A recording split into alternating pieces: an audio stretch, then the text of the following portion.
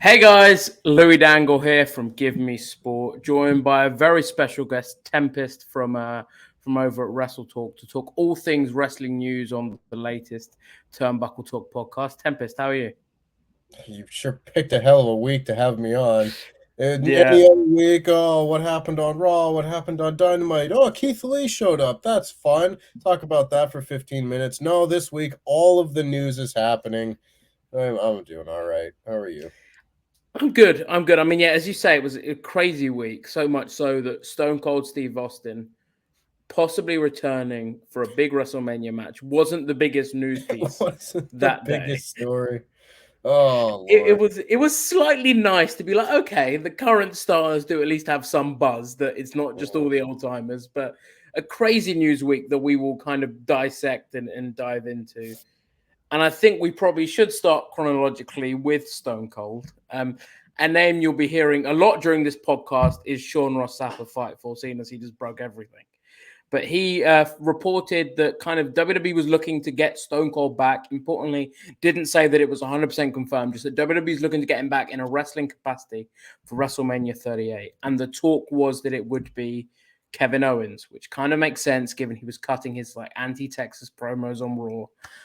Stone Cold obviously hasn't wrestled since 2003, WrestleMania 19 against The Rock. So it would be, he was like kind of the last one that kept to his retirement. We've seen loads of people come back. So he was the last one that was like, right, I'm retired and I'm staying retired, whether that be WWE or elsewhere. So this is a big bit of news. So what do you think about it? And do you think it's actually going to happen? This this very much is one of those wait and see kind of things for me because I've heard rumblings of Steve Austin returning to the ring for over a decade. He was like taking bumps during the 2011 Tough Enough and saying, "Hell, kid, I've been waiting to get back in the ring," and blah blah blah. And I was like, "Oh wow, like there he is. Look at him. He's in the ring and he's bumping and he's wrestling around with these Tough Enough kids." But like nothing ever came of it, of course. But Mm. he's a lot older now. He's still got that neck of his, and I don't know his medical history in the same way that we hear about people coming back, and of course they tell you a lot of stuff. I was like, yeah, I would have also said that Edge would probably never return because you don't mess around True. with your neck and such. If he can do it safely and do it in a way that would be fun and entertaining, I don't really see why you couldn't smoke and mirror something. But at the same Yeah. time, there are very few what I would call perfect send-offs in wrestling. And even though they didn't promote it as a retirement match Yeah. and that sort of thing, to have your last match be at one of the best WrestleManias ever against The Rock, your most like famous historic rival, that's a pretty good way to go out. So I could Yeah. definitely understand him not wanting to come back over the years unless there was something that could have topped that. I mean, personally, I still feel like if we didn't get the whole Rock Cena 1 year build to WrestleMania, I think we would have gotten CM Punk and Steve Austin at WrestleMania 28. Like I think we would have had that come together. Like Mhm. that was the one shot, but because Rock Yeah. and Cena was like the established main event, we couldn't get Punk really going. Yeah. Regardless, I think Kevin Owens would be a decent shot.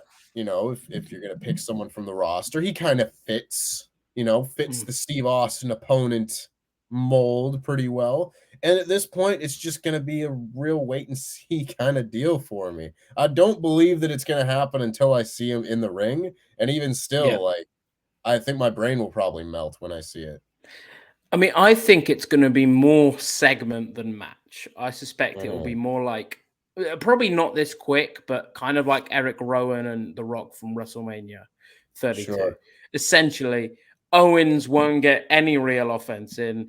It will be kind of your hits, your Thez press, and then your stunner, maybe even just a stunner after Owens is kind of talking trash on the mic about Texas. It kind of writes itself. It's basic. It's very simple when it's done right. It's just heel talks shit about hometown. Hometown boy comes out, great pop, beers with the crowd, kind of a nice intermissional bit for the crowd, which I could see happening. And I guess now that we know that the Undertaker's in the Hall of Fame, I reckon he'll have the hometown kind of reaction one night. Stone Cold has it the other night, which makes sense. It's cool for Kevin Owens. And I've seen some people saying it's like a burial. I don't think so. And I think if you ask him, he'll be saying it's pretty damn cool, even if he loses.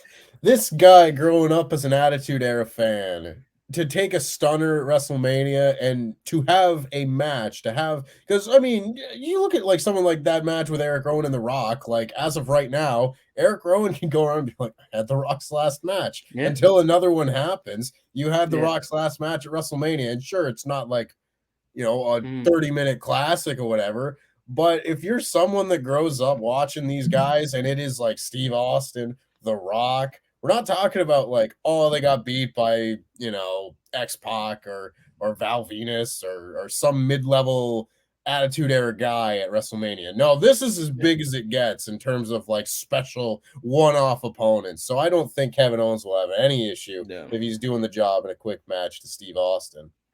You mentioned anyone on that level. It was reported this week by Dave Meltzer that WWE's got someone else in line on Austin's level for WrestleMania. Again, not clear what capacity that is, if that's kind of a non-wrestling capacity. The way it seemed, and that was to me, was that it was going to be a wrestling capacity. But I was thinking about it. And firstly, who's on Austin's level? There aren't many people. It's a short list.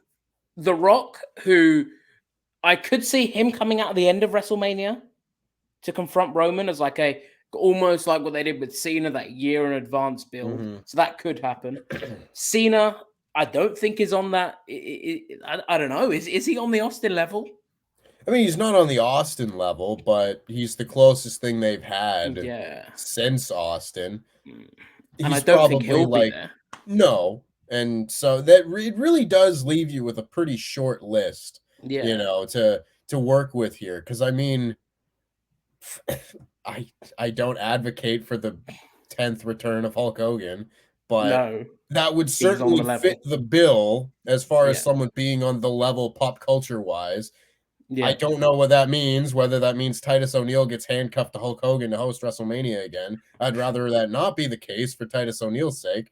But you start going through the list, and there aren't that many options for people on that level. So I don't know. Maybe The Rock does come out at the end of WrestleMania and just kind of be like, hey, you and me, you just kind of know that that's the next year's WrestleMania plan without having to be like, oh, main event WrestleMania next year, start the clock.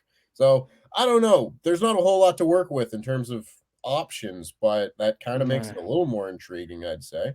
Yeah, it wasn't like, a returning star will be at the show. It's like, okay, that could be anyone. But when the words like Austin level, and I mean, Meltzer's one of the he's a wrestling historian. He's not going to say Austin level and have it be boogeyman. Like, he knows what he's talking about. He knows who's on Austin level and who's not. So it's going to be interesting nonetheless. But I don't know. Who knows? But it's going to be an interesting few weeks anyway. So kind of moving on to Cody Rhodes, which is the big news. It's the very big news. It's the news no one really saw coming. And if you said you saw it coming, I think you were lying. So it was reported back in January by Sean that Cody was working with AEW without a contract. It's not totally uncommon. I mean, we saw it with Rey Mysterio in 2020. I think it's when you kind of know, all right, they're a good guy. They're not going to go and he's not going to appear on Raw and then appear on AEW Dynamite in 2 days. We can trust him, and then we'll trust him, and then we'll work something out. It seemed like, and I assume you're in the same camp as me. It seemed very much like, okay, he's without a deal now, but it will get sorted. Were you in kind of that camp as well? Pretty much. I mean, anytime these sort of things get reported, I will take the report at face value, and I don't think that, it's not like Sean is going to lead people astray with his reports by any means. But at the same time, like, I'm not going to jump to conclusions of, well, he's obviously leaving the company then. It's like, handshake deal, that happens. Sometimes it takes a little while to get things worked out. Maybe they want to see how this and that goes. But I thought at the time that he would be staying with the company. And we know since then that that's not the case. Yeah. So Sean reported again on Tuesday that Cody is actually not going to be staying with AEW. And that was later confirmed by the company along with Brandy Rhodes that they're leaving. Very surprising news considering Cody was one of the founding members of AEW. Well, not founding members, but he was very much part of that group with the Young Bucks, with Kenny, those EVPs that all kind of made AEW what it was. For me, without him and his sort of his all-in challenging of Dave Meltzer's tweet, is there an AEW? We don't know, obviously. It's a big hypothetical, but I think to say that Cody hasn't had a huge impact on the wrestling landscape is what it is incredibly short-sighted. He has made, along with Tony Khan, wrestling what it is today. And I don't think many people expected him to leave, but these things happen, particularly when you're on big money deals and there's power at play. It makes sense that these things can happen. But perhaps the most surprising thing was reports that he could be going back to WWE. So the most we know is that his camp has been in talks with WWE officials. Various people have said various different things. Some have said it's all but done. He'll be heading there potentially as early as tomorrow to film at the Performance Center. Some have said that, oh no, there have been talks and it's likely, but it's not really kind of a done deal. But Cody going back to WWE, considering everything he did with AEW was the antithesis of what WWE stood for. It was everything that WWE did. Cody tried to do the opposite. So for him to then go back there is incredibly surprising. And I know you're an unapologetic Cody fan, and there aren't many of them nowadays. But speak to us a little bit about kind of your feelings when you read this report, kind of maybe a brief summary from you and what you really think about the whole thing. Well, I'm still like trying to get my ducks in an order here about this whole situation. I'm so lost as to how all this kind of happened, and obviously more and more information comes out each day. We learn that, it's about him losing power and that causing a falling out with Tony Khan and such like that. There's just certain aspects of this that I find incredibly surprising, because I remember interviews where they asked like, oh, Cody, do you think you'll ever go back to WWE and blah, blah, blah. This might have been before AEW started. It might not. I'm not sure. But he said like, no, I've learned the joys of playing my music my way, just going out there and being able to wrestle and be an artist and not have to be overproduced and that sort of thing. And he's just like, I don't think I could ever go back and be told how to play my music again. And now that appears to be what's happening. So now that is very surprising to me, because he seemed to be one of those guys that appreciated the freedom of wrestling outside of WWE and being able to alter his style and learn and get better and not be stuck to the same rigid formula for all of his matches and that sort of thing. So that's one thing. Him leaving AEW in general has, like, there's a lot of acceptance that I now have to make regarding a lot of things. Like, I have been under the impression for like 2 years that eventually they would go back to Cody and MJF. Okay. Because they kind of left that, like, MJF cheated and hit him with the ring. And I remember there was one promo. They did one promo. It was like the night after Full Gear 2020 when he lost the TNT title to MJF. And he came out there and he said, like, well, what's next for me? Well, there's one guy that I still have to give a receipt to. And then they went the direction of, like, Jade Cargill and Shaq. But I was like, okay, they haven't forgotten about MJF, And as we got further away from Cody Rhodes, like, top babyface star of the company, I felt like we got further away from stuff like that, like the whole MJF costing him the world championship. And I always had a pass for that, like letting them kind of go their separate ways, thinking that they would then just come back together sometime down the line and pick up where they left off. To have that not have happened now, and unless we get some other kind of craziness in years to come where Cody then comes back to AEW, who knows? Who knows what the wrestling landscape is going to be in another 5 years? Who knows? Unless that happens, I feel like that whole story is kind of a bit of a wasted opportunity. Like, you get MJF over by beating Cody, but it felt like you stopped at chapter 1. It would be like if you had CM Punk and MJF go their separate ways after this match on Dynamite. Right? It's just like you have MJF win. It's like, okay, he won. He's going to go challenge for the title or something. It just doesn't. didn't really click with me. So Yeah. I felt like there was a lot that there was still to do for Cody in AEW. Obviously, I thought that there was a heel turn or something coming as a result or as a response to all of the negative fan reaction that he's gotten over the last year. And we'd heard that, you know, at one point at the beginning, it wasn't going to play into plans and they were just kind of going to ignore it. And then it became so big that they weren't going to be able to ignore it. And sure, we saw things like with the shovel and the sledgehammer and stuff like that, and him saying, "Oh, lean in," such and such. But we never got the turn. We never got top heel Cody Rhodes breaking his word and going for the world championship. I'm not saying he should have done that, you know, but I was expecting a heel turn. I was expecting at least some sort of thing to come from all of this. And we never have gotten it now.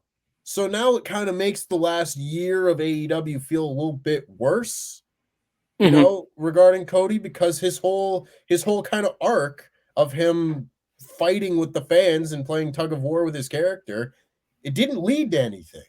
It may have led to like a couple of promos where he said, "I won't turn on you." And that's fine, but that's not the end. You know, this never led to like something to culminate this story. So there's a whole lot of angles to take this whole Cody Rhodes thing in. I'm still a big fan of his. I like that he was able to change so much of what we know about wrestling. And of course, it's not all one guy. It's a collaborative effort. But sure, if Cody Rhodes doesn't leave WWE in 2016, doesn't join the Elite and Bullet Club and is on being the Elite, I don't know if just the Young Bucks and Kenny Omega go out and say, let's do a super indie show. You know, I don't know if All In happens without Cody Rhodes. I would be inclined to say that it probably doesn't happen without Cody Rhodes. He was the main guy on all the promotional material. He seemed like the business head between the Elite. He seemed like the guy. Yeah. For sure. So I don't know if any of that happens without him, and that therefore I don't know if we get to where we are now without Cody Rhodes. At the same time, I do kind of feel like we lost a bit of what was special about Cody Rhodes early when a few different things happened. I think that early like 2019 AEW run where he was facing Jericho for the title and cutting his great babyface promos and talking about, you know, running the company and such like that. It was like the end of that year where Tony Khan said, "All right, no, my company. We're not doing half of these ideas anymore. My company. I'm doing the booking." I think once that happened, we didn't really ever quite get Cody Rhodes' business management character man again. Like there might have been a week or two where he came back having worn a headset at Gorilla or something like that. But at that point, he just kind of became a wrestler. He just became a guy. And he was a really good wrestler and a really good character for a little while longer. You know, they had the steel cage match with Wardlow. He had the 10 strapping segment with MJF, both of which I thought were fantastic. And then a really good run as TNT champion. But it was after that kind of initial period, and the pandemic doesn't help as well. You lose the fans, you lose a lot of the momentum that he had as a babyface. But you lose those two things. And he just sort of became Cody Rhodes, the wrestler. And I think a lot of fans kind of lost a lot of what was special about Cody Rhodes in that instant. Yeah. You know, like he was still having good matches, having good performances, but you then had to kind of latch on just him as a character and not being, you know, the face of the revolution anymore, because you started signing other people. Jon Moxley's world champion, and Jon Moxley kind of took that role as like the former WWE guy who was sticking it to his former company just without saying it explicitly. He was just going to go out and be the guy.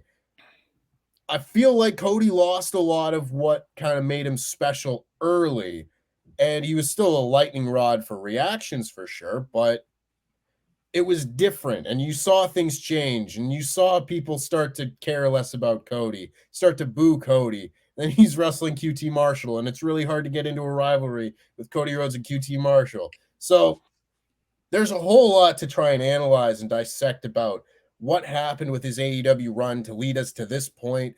But at the same time, seeing people pitching like, well, Cody Rhodes returns to WWE and wins the WWE Championship.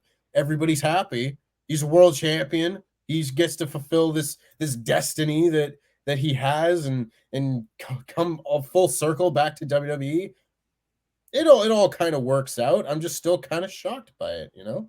Yeah, for sure. And a question I've thought about and kind of hypothesized within myself is, did the negative reactions that Cody got make him think, is this all worth it?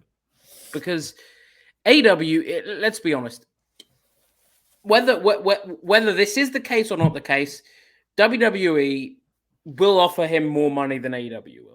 Sure. Simply for me, because he's come from AEW, it will be Vince's way of going, I'm going to pinch the former AEW EVP. We've seen reports that it's not the same level of Triple H going to AEW. But no, but it's still optically like you're taking a big piece from AEW. Exactly. So for Vince, it makes a lot of sense that he want to bring Cody in, even if he doesn't care for him as a wrestler. It's that putting one over on AEW, and he knows that he's got the leverage in that situation to demand a big fee, which makes sense. And I'll get on to talking about kind of why I think this is a real important one. But if Cody's making more money, he's not. For me, I kind of likened it to Shinsuke Nakamura, where I mean, being a bit like big New Japan guy, you know what Shinsuke can do. But he's there right now, not really having to kill himself in the ring. He's not putting his body through crazy bumps. I mean, like we just saw in Cody's last match, where he's taking a cut off the top rope. And he's getting a lot of money for it now. He probably thinks as well, I've got the Road to the Top show. I've got the Go Big show. I am now a bigger deal to WWE than I ever was because I'm more of a name. Which, okay, again, I know you were linked to TNT, so that might be a little bit harder, but it's different. But do you think, as well as all of those factors, the negative reaction that Cody got may have led him towards WWE, or at least not re-signing with AEW? I think there's something to that. Maybe not in the sense of like, well, he soured on his relationship with the fans because now they're booing him and stuff like that. I don't know if he like took it personally. Yeah. But I think it makes him a little bit less valuable than being the most over babyface on the whole roster like he was just a couple of years earlier. If he's still getting those reactions and being in the biggest segments and doing moonsaults off of cages to a roaring crowd that loves Cody and wants to see him rip MJF's throat out, if he's still getting those reactions, I don't know that you can like let him leave. I'm sure it would be a lot easier to find a reason to get him to stay. So I don't know if it's as simple as just, well, they've turned on me and you know what? F you guys. I'm going over there. I don't think it's that simple, but I think there's something to that. I can't imagine that the whole thing wouldn't be a factor of some sort.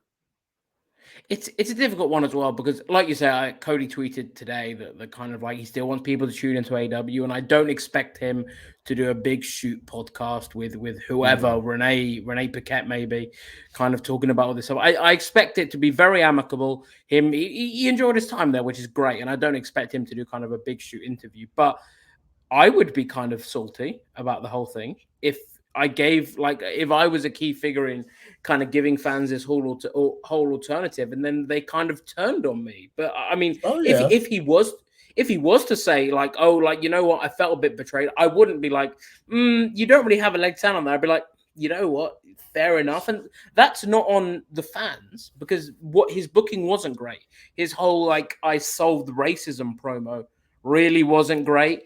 I think that a lot of like you said, he lost a lot of his shine. So it's not the fans' fault. They haven't turned on this guy that was still doing the same work he was doing in 2019. But kind of as you say, Tony Khan is now in a situation where he's got the likes of Bryan Danielson, and he's got the likes of CM Punk in on big money deals. And Cody isn't a necessity on the roster. He is kind of dispensable now, as we've seen. I think that if this was in 2020, Cody would get the deal that he wanted. And I think that Tony Khan would offer him that deal. But now, in that sense, he's kind of fulfilled his objective within AEW to build new stars like Darby Allin, like MJF. So he is not needed on the roster. And I think that now, obviously, being a father, I mean, he's not short of money, I'm sure. He lives a very handsome life. But someone's priorities, if they want to go and earn a lot of money working for WWE, fair play to him. And he seems like a driven guy, and I'm sure part of him wants to go to WWE and show that he's a different guy and show that he can do it. It's a big uphill battle and will probably be his biggest challenge yet. I mean, if we're sitting here at WrestleMania 39 and he's in a title match and he's booked as a top guy, I mean, I think we could say that's one of Cody's biggest achievements, having turned all that around. But we've heard reports of a big push. How do you think Cody's going to be handled within WWE? I don't know. I think he's going to be the Continental Champion in 3 weeks or something. You know? Okay. Like, I can't imagine it, but at the same time, for God's sakes, it's WWE. You know, they missed the boat on Keith Lee. I don't know. I don't trust them to do anything like that. That being said, like, I can imagine you come in and cut a promo and like, I'm back, you know, cut his I'm back promo. I don't know if I will be very curious to see how much or how little Stardust is used. You know. Okay. Do you think they mention AEW? I don't know. Because this isn't for mentioning's sake. This is the kind of show like, oh, look, we've got one over. Or do you think it'll be like more the competition as opposed to AEW? I don't, it's really tough because, again, this is like the first one. You know, sure, there might be like a little tiny transactional guy go from NXT to AEW Dark or AEW Dark onto NXT, like Ben Carter or whatever. You know, I don't think WWE wasn't going to go out and be like, we got Ben Carter, we got him, we stole him away from AEW. It's not that big a deal. But this is like one of the first big instances of the guy going from WCW Nitro to WWE Raw. That was a big deal. And this kind of feels like a really big deal, especially after all this press. So it just depends on how much they want to lean into that.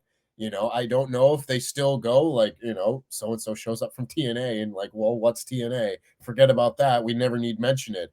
This feels bigger than that. This feels if they wanted to go and just, I don't know if they need to be like, ha, AEW, we got one. Or if Cody Rhodes walks in and be like, you know where I come from. You know who I am. I'm Mr. AEW, and I'm here to win the WWE Championship or something like that.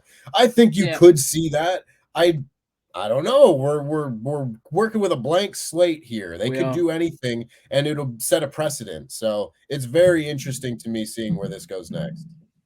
And in terms of setting a precedent, I tweeted this week, I think this one's big for WWE. Because he's the first one. He's the guinea pig. So if I know MJF has spoken about whether this is a work or not, who knows? I think it is, but he's spoken about going to WWE in 2024 and starting a whole bidding war. So if that is the case, he can use Cody as a tangible example and be like, this is how big guys in AEW are treated when they go to WWE.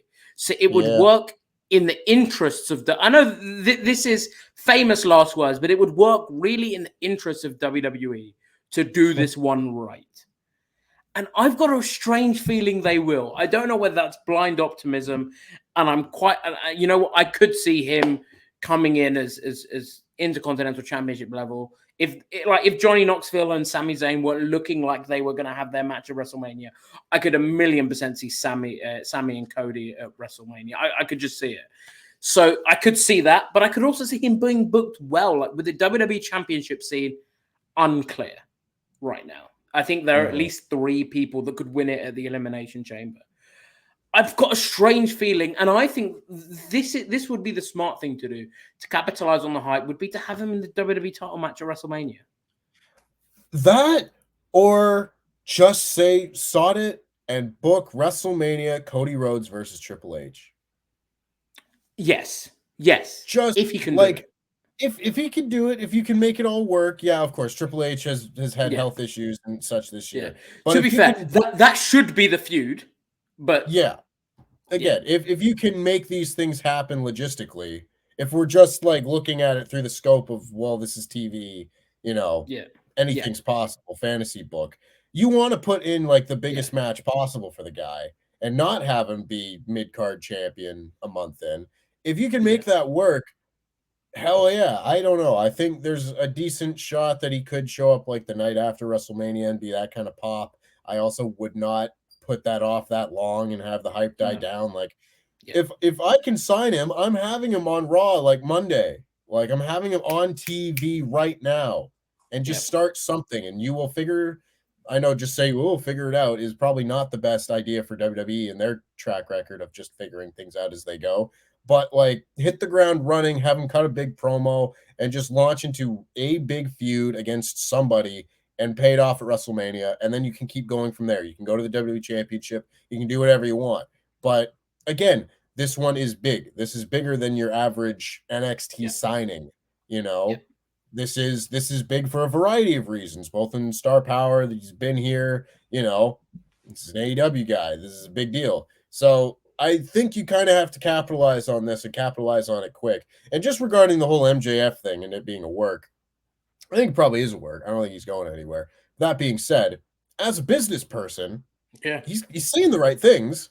Yeah. Because if you can make WWE believe that there's a chance that you'll come there, he gets more money for himself. Yeah. If he can actually start some sort of bidding war, even if his intention is never to leave AEW, if he can jack AEW's price up by getting the competition to give you a nice offer, that's very smart business sense. And he's not in a position like Cody is, where I think Tony Khan would offer him what he wanted, obviously within reason. But I think that he is that kind of you don't want to lose him guy. And like you say, I think anyone in their right mind plays the two off against each other right now. Oh, yeah. I think it makes sense. You get more money for yourself, particularly. That's the point of having the two companies for talent. Yeah. You get more money out of it. Exactly. I agree with you there. I think that on the note of kind of AEW being mentioned as well, if Cody comes in as a babyface, someone will mention it in a promo and like kind of drag him for it. And be like, oh, you finally come to the big leagues again, blah, blah, blah, whatever. Like, we can see it happening. There'll be petty shots. And to be fair, I don't really mind it. It's all kind of harmless fun. But yeah, like you, I'd say you should bring him in before WrestleMania to capitalize on that hype. And I'm sure that AEW fans who might not have watched WWE would probably tune into Cody's first show. Like, I know you're someone that doesn't watch Raw regularly. If I were watching Cody's first thing for sure. I got to see what happens. You know, like that's big. That's big wrestling happening. Like it's Lex Luger showing up on WCW. You know, it's big. This is big wrestling news. This is the kind of thing where now we're starting to get into like the actual war of these two companies. Now that we're 3 years in and contracts are expiring on the other side, and now. You can go there, you might start seeing more people hopping to the other channel, and that's exciting. Now we're getting into like another level and another layer and dynamic of this whole wrestling war. And I'm watching it. That's going to be very exciting. Kind of like, as you said, though, I've seen people saying like, this is the people kind of when Brian left and when Cole left, they were like, oh, we're only seeing one-way traffic. I'm like, yeah, because the contracts aren't coming up. Yeah. Now they are. And we're either seeing people, their contracts not get renewed, like Leo Rush, like Peter Avalon, like a whole host of people, or big names as well, like Cody now moving over. So as you say, it's big within wrestling as a whole. I probably think this will be one of the biggest stories that we see all year. Again, crazy that it kind of usurped Stone Cold Steve Austin and his whole potential return. It's crazy. But so we spoke about obviously the whole WrestleMania thing, and like you, I think Triple H, if they can do it, it's the right thing to do. It is written there. I was actually just watching an interview Cody did back in 2021. He was speaking about his admiration for Triple H. I know they had issues, but kind of he was a role model. So it seems like something he'd probably like that. If he says, right, what's my first feud? And then like, right, you're going to feud with Triple H at WrestleMania. It's a pretty big deal. So I'm sure he'd be more than up for it. But again, there is the big elephant in the room of obviously Triple H having his cardiac event in September.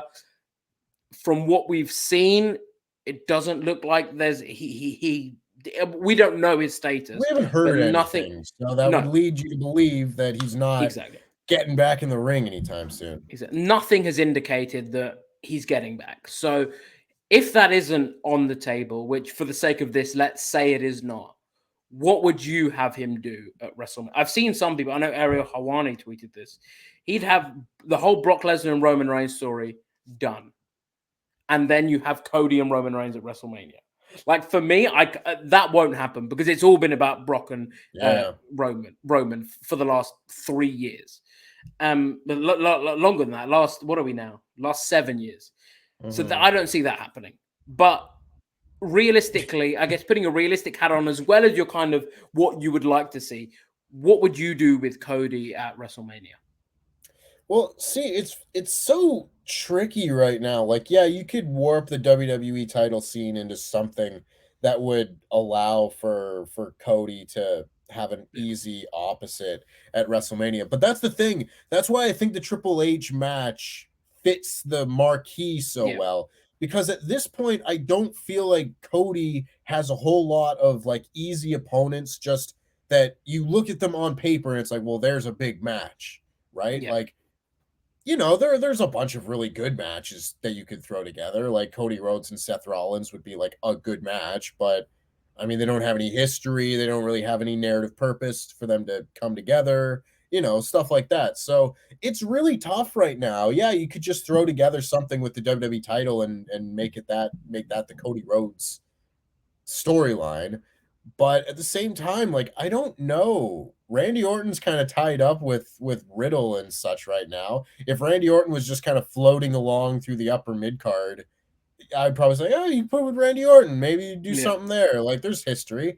Otherwise, I don't think there's a lot of guys in WWE that have like history with Cody. There's, you know, he's got friends. You could put him with Cesaro and they'd enjoy it, but I mean, that's not the same thing. One I've seen is Drew McIntyre. Mm-hmm. They had their tactic. I mean, again, very kind of. A lot of people won't remember the Broken Nightmares, exactly. Or whatever it's called. The Dashing Nightmare. What was it called? The Dashing Ones. The Dashing Ones. Yeah, because it's the Chosen One, Drew McIntyre, and Dashing Cody Rhodes. That legendary tag team. I mean, again, very much clutching at straws here, but it is that example of like Drew McIntyre, because everything's been about Roman and Brock on SmackDown, and obviously Jeff Hardy's left. There isn't that thing for Drew to be doing now. Right. So Cody coming in would make sense, but with SmackDown having Brock, having Roman, having Ronda, having Charlotte, I suspect Cody will go over to Raw. Again, but who knows? I mean, you asked me this a week ago. I would say, like, this conversation would just seem crazy. So who knows what's going to... He could go to NXT 2.0 and be Cody Rhodes with 2 Ds or something. Like, who knows? Oh, dear Lord. I think it's very interesting, though. Yeah, it's very interesting. I think you could do something with Drew McIntyre. Depends how meta they want to play all this, because you could say, like, hey, Drew, like, you left WWE and your goal was to come back better, and you did that and became WWE champion. I left WWE and my goal was to go out there and get better. And look, now I've come back and I'm going to be WWE champion. So if you can have, like, I know Drew McIntyre's tied up with Madcap Moss and Baron Corbin, but you could also that's done. At Elimination Chamber, that is. Oh, I don't think so. I think Drew McIntyre's facing Baron Corbin at WrestleMania, and it's going to depress me. But if you want to pivot away from that and do something else, I think you could put something together with Drew and Cody. That is maybe the closest thing to like something like existing. Otherwise, you're starting from scratch, which isn't necessarily a bad thing. But I don't know. I'm looking for like the biggest possible match with the most existing story already going into it. And if Triple H isn't available, it's kind of slim pickings a little bit. Bring John Cena back. Do John Cena and Cody Rhodes. You know, maybe that's the Austin level thing. You bring in someone like John Cena to face Cody Rhodes at WrestleMania. I don't know. I'm just spitballing here. I saw one fan theory that was he should go after AJ Styles for not joining AEW in 2019. And I was like, he's not going to reference that. WWE is not going to let that be referenced. That's not going to happen. I mean, it's a cool story, but it's just not going to happen. Yeah. But again, they have options there, which is exciting. And it is the WrestleMania card is in flux right now. We know a few matches and that's about it. So in that sense, it's quite a good thing for Cody because nothing's set in stone. He can kind of slot in wherever WWE wants him. And like we've said, capitalize on that hype, be smart to get him in now. I wanted to speak a little bit before we wrapped up just about that WrestleMania card, kind of what we think will happen. So obviously we've got Brock and Roman done, signed, sealed, delivered, gonna happen. Quickly before we go on to the others, do you think Brock wins the title and that is title versus title? I mean, I think I predicted that in Wrestle League for Wrestle Talk, so I will say yes just for the sake of being right. But I mean, I any could of those see it. options seem about as realistic. Yeah, and then they end WrestleMania with Roman with both titles. That kind of like everything is about Roman. So I wouldn't put it past them. Yeah. But then we have, oh, that's my dog. Then we have Hi, Harvey. the women's title. We have Ronda and Charlotte. Sorry, again done, signed, sealed, delivered. That's going to happen. Ronda, now that she's actually being a babyface, it's a little bit better than it was on the first Raw after Royal Rumble, where it was all just mixed messages. And a lot of people are speculating Becky Lynch and Bianca Belair. Looks like that's going to be. I could see them going to Rhea Ripley after what they gave her on Raw, though. I could see that happening. I think that'd be a mistake, though, and it should be Bianca. So let's say those three are done and they're on the card. The rest of the card, we have no clue. And Austin and Owens. That will say, for the sake of it, is on there. Sure. The rest of the card, we do not know. And there's 6 weeks now until WrestleMania, so we're really getting into the business end of things. What do you think will end up? Kind of any matches at the top of your head that you think, yeah, that's going to happen, that's going to happen. Do you think we get the AJ and Edge match? I think we get AJ and Edge, and I'll be looking forward to seeing that. I think that would be a really cool match, and it's like there's no real reason not to do it. Like, neither of them are really doing anything. AJ wants the match. I'm sure Edge would love to wrestle AJ Styles, and like, there's no reason not to do it. They're not occupied with something else. I still think there's a fairly decent shot. They don't have to do the breakup before then, but I think there's a decent shot of doing Riddle versus Orton at WrestleMania. And I think that would be tons of fun because Randy Orton seems to like actually be enjoying himself teaming with Riddle. Who should turn? I mean, everyone expects Randy, so I think Riddle should. But he's over. Yeah. And there aren't many over baby faces. Yeah. Because, heel Matt Riddle, former UFC fighter, just being like, yeah, I'm a stoner, but I'll rip your head off if I so choose. It'd be like seeing Rob Van Dam get angry, which he never did, So if we got that side, it'd be intriguing. But I've been watching WWE for a long time. I know Randy Orton turns heel again. Does the same Randy Orton shtick that he's been doing, and you've got goofy Riddle that makes Vince McMahon laugh. I think Randy turns eventually. Again, I don't know if this happens before WrestleMania, but I would rather see them like face each other than face American Alpha Academy or whatever. American Alpha Academy. To be fair, I quite like American Alpha. I take that, Jason Jordan. Don't think that's American Alpha at WrestleMania. I'll take that as well. Anything else WrestleMania card wise that you see happening? Again, it's tough. Like, not maybe you could do like the Mysterios against each other or something like that, and that just like eventually do it. Because again, how many times are you really going to get the opportunity to have Rey against Dom at WrestleMania? That would be cool for them.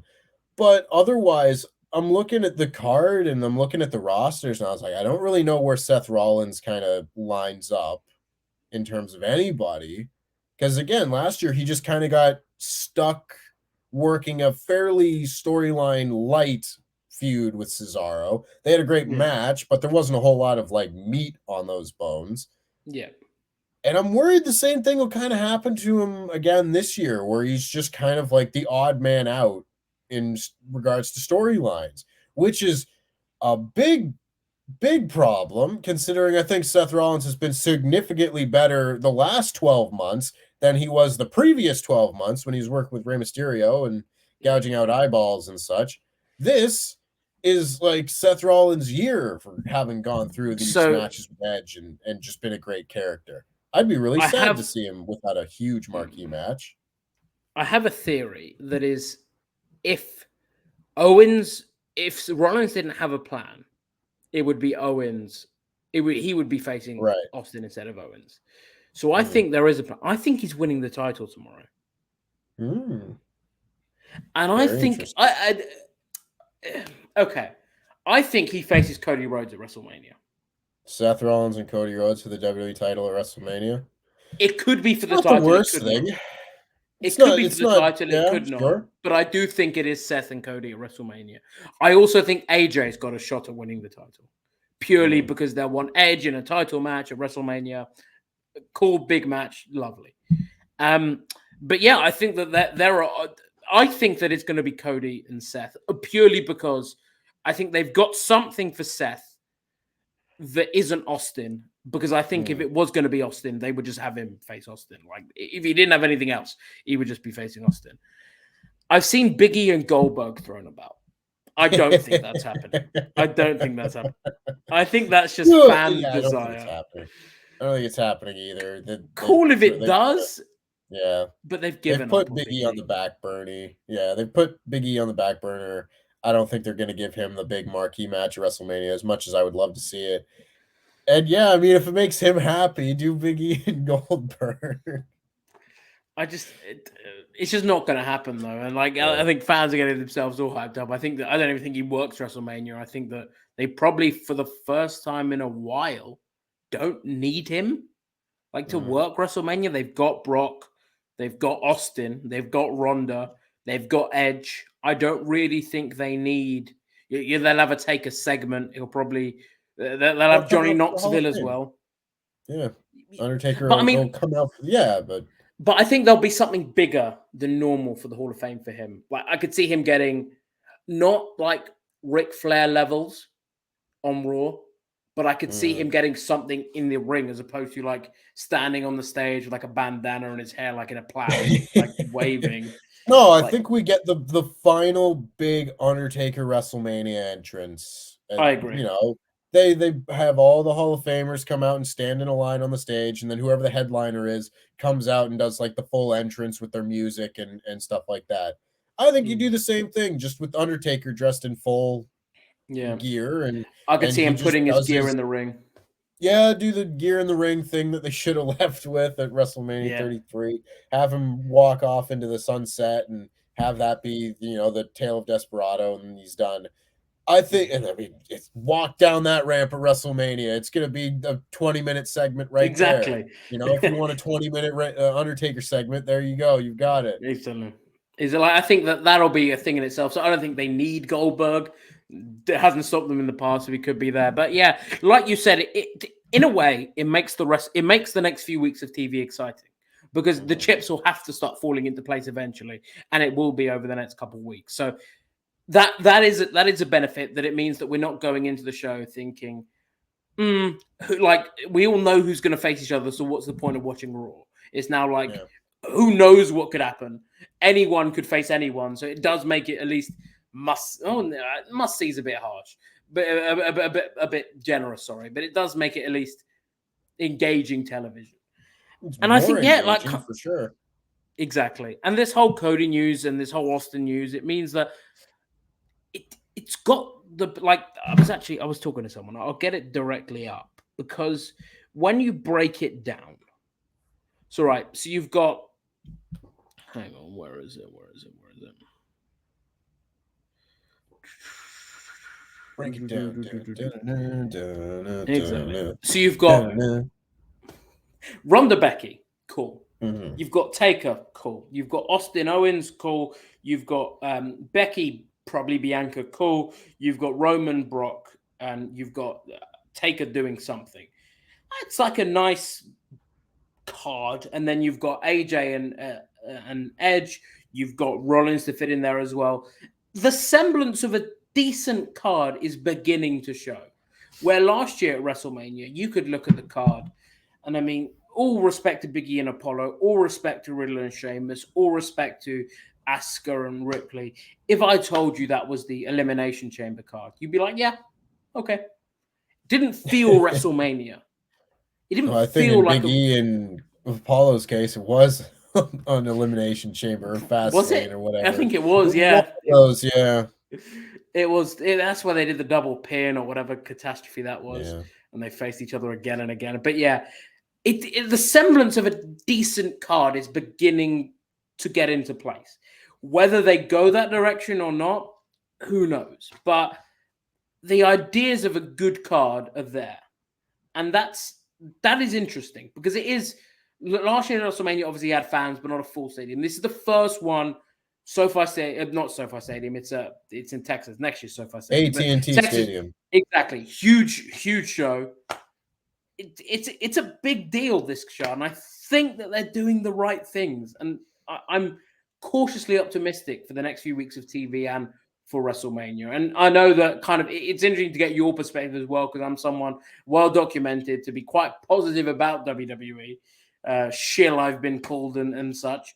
But as someone who has been critical of WWE and kind of their product, how are you feeling about WrestleMania? Is anything kind of the way things are positioning piquing your interest, or you're very much like you just haven't got the faith that it's going to be delivered well?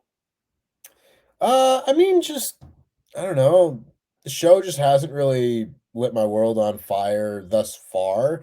I think I'm someone who would prefer if WrestleMania stories start being built in like August as opposed to March, And yeah, there's an excitement level as to like, well, we're gonna figure out what the WrestleMania card is. There's chaos, so let's tune in for some chaos and we'll figure out what the matches there is something are. to be said about the fact it should be obvious what's going to happen at WrestleMania, because the story should have been there for months and months, like almost we've seen with Brock and Roman, where yes, we know that's the plan, but it's been there, it's been built relatively well, so we know. But go on. Yeah.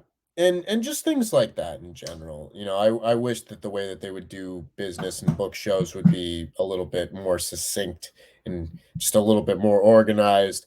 That being said, I mean, depending on how much of this prospective card actually comes together, like if we get AJ Styles and Edge on the card at WrestleMania, I'll be pretty excited for that. That will tickle my fancy a little bit. Otherwise, I mean, I've seen Brock Roman, and I've seen it a few times now, in fact.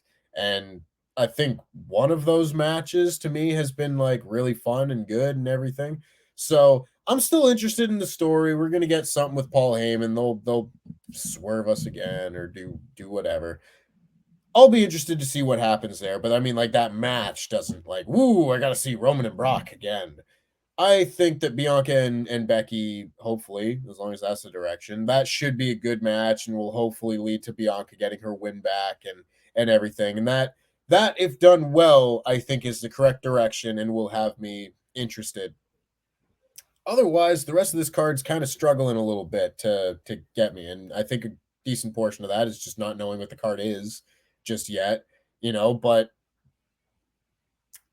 I don't know. This isn't like WrestleMania 34 was like a really good example where like 2 or 3 months out, you knew what the entire card was, and it was like ridiculously stacked card. People were saying it was the best WrestleMania card ever.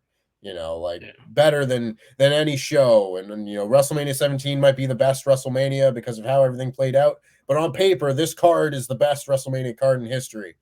It didn't end up being that great of a show. There were good moments, but whatever. Yeah. I'm not getting that same feeling this year like I did that year, where it was just like, wow, look at that card. That card is amazing. I want to see that card. We'll see. Usually when I get that kind of reaction, it ends up being a really good show. Yeah. So hopefully they do the same reverse psychology nonsense and give me a good WrestleMania this year. Let's hope. There's at least a lot of interest going in kind of with, or not a lot of intrigue, I should say, considering all the things that are in flux. But yeah, it's been an absolute pleasure to chat to you today, Tempest. It was a crazy week to dive into, but I think we've done it succinctly. Guys, thank you very much for watching this video. I'll do all my plugs afterwards, but Tempest, I know you do some great work over at my former home, Wrestle Talk, reviewing NXT and SmackDown with Pete. So if people want more of your views on WWE, they can go to the Wrestle Talk podcast. But as well, you're doing some cool stuff with Parts of Unknown as well. So give us a little bit of the plugs and the rundown. Well, absolutely. I mean, things are changing a lot over at Wrestle Talk, just with more content being planned because we want to give more content to all of our viewers. Of course, subscribe to Wrestle Talk for all the news and reviews. Of course, my review of NXT and Rampage in our shortened, edited form come every Wednesday and Saturday, so that's good fun. As well as Wrestle Talk podcast, where Pete and I will be reviewing, NXT as well as SmackDown and Rampage each week. And of course, make sure you subscribe to Parts of Unknown. I just put out a ridiculously long video ranking every single Elimination Chamber entrant ever. There's 169 of them, and they're all ranked. And it took a lot out of me, but we got it made. So we've got fun stuff like that, fun video essays, fun, just features and more lists. We've doubled the amount of lists that we've been putting out each week. So there's tons of content there for you. You'll be able to find whatever you want out of wrestling and stuff like that. So make sure you give that a subscribe. And of course, I haven't posted on it in like 6 months, but make sure you subscribe to Tempest Likes Wrestling on YouTube, where you get Tempest brand humor in my wrestling analytical videos. I will be getting back to that eventually, just when I have time. Otherwise, follow me on Twitter. Follow me on Twitter at TempestWT. I think that's all the I'll put all of your links. Yeah. I usually forget something. There's so many things to try and plug. All of the links I'll remember. Go subscribe to No Rules Barred. They play board games. I was on Blood on the Clock Tower once. Watch that. It was fun. Watch that. I'll put all the Tempests and Wrestle Talks links in the description. But guys, from me, if you guys enjoyed this video, obviously make sure you're subscribed to the GiveMeSport WWE YouTube channel. We've had interviews go up recently with Nikki SH. I had Shelton Benjamin as well. I had AJ Styles. I had Liv Morgan. I've had some really cool ones. Matt Hardy as well recently. We spoke about Jeff's release and whether we see the Hardy Boys in AEW, which I know Tempest is probably hoping for. Definitely hoping for. Big time hoping for it. NXT champion Jeff Hardy. NXT champion Jeff Hardy. But guys, thank you very much for joining us today, and I will catch you on the next